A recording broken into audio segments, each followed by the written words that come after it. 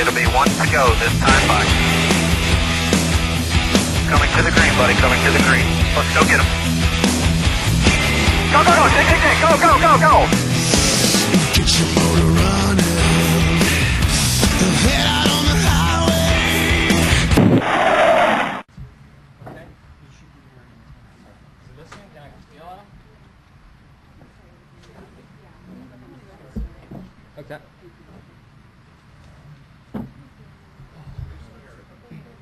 Yep. That it is.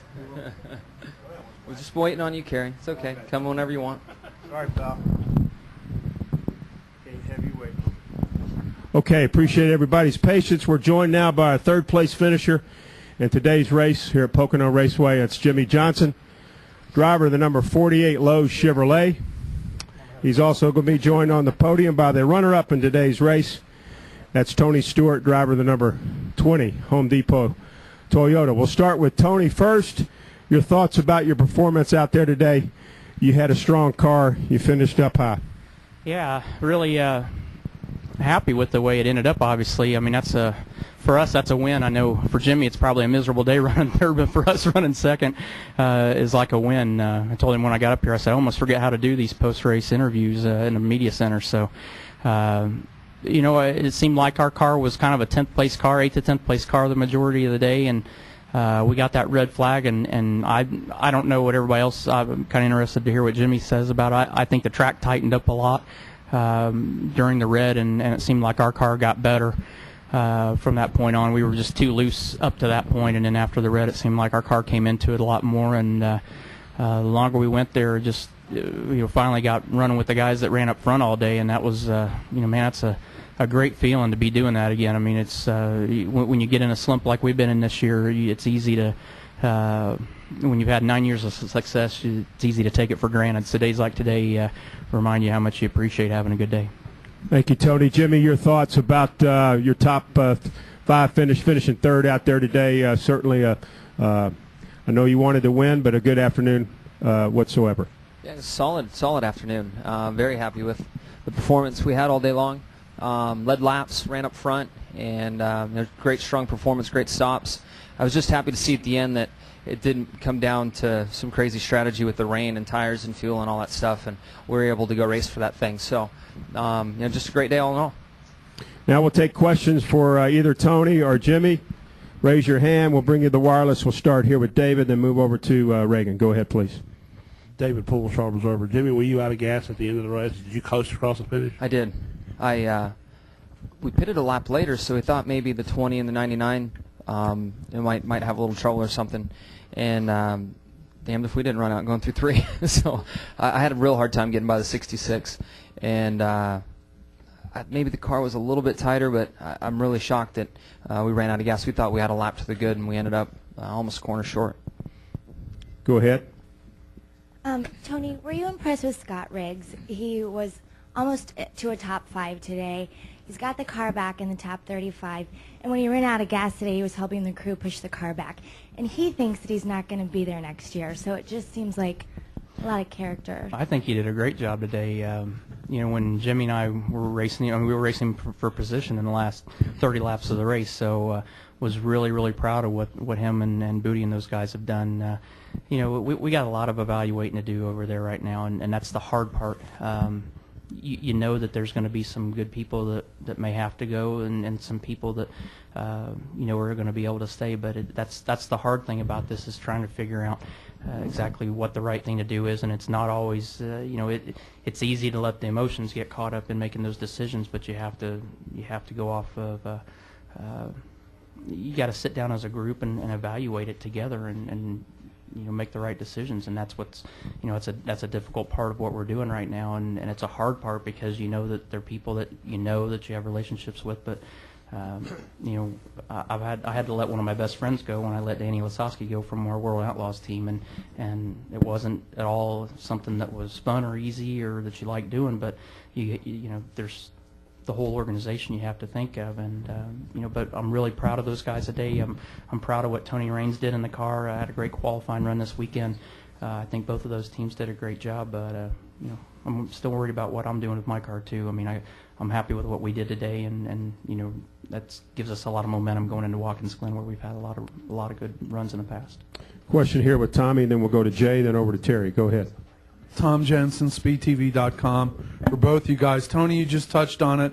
Momentum going into Watkins Glen. You guys are both streak racers, and we're coming into the chase. Can you talk about just the significance of getting some momentum this time of year with a playoff round coming up? It scares a lot of people when I streak through my neighborhood, but you love to get on streaks, but that's where a lot of the Bigfoot sightings have come from, I think, in the past 8 years. But I don't know that really that's a big deal when it comes to going to Watkins Glen. I think it's one of those places that there's I think a handful of guys or 10 guys, 12 guys that really like going to the Glen and like going to Sonoma and look forward to those races. And then there's probably half the field that could take it or leave it, and there's a quarter of the field that would be fine if we didn't go. But I think it's just a totally different situation going into the Glen. I think as soon as you get out of the Glen, that's when you want to be on that hot streak. It never hurts winning races, and if you win at the Glen, that's just that much more momentum the next week. But I think this is kind of the last. I don't know even how to describe it. It just seems like it's one of those races that I wouldn't say it's a huge momentum builder. With what happens at Watkins Glen, it's kind of a special event on its own. It seems like.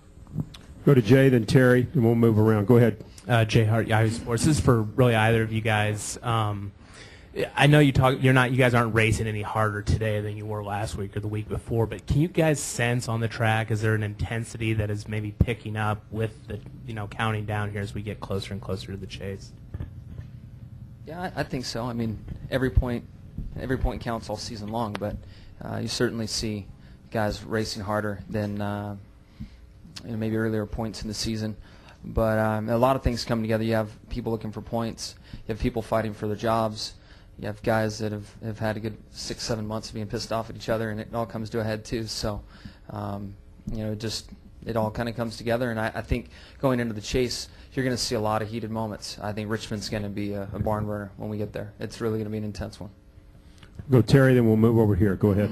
Terry Blunt, ESPN.com. For both of you guys, Carl, when he finished, said that he and Bob really had an argument about whether to pit there when the rain came and the red flag came out. Was it as difficult decision for you guys also, you, Tony, with Zippy, and you, Jimmie, with Chad? He said they argued about it, and Carl convinced him to come in when Bob didn't want to. Was it the same for you guys?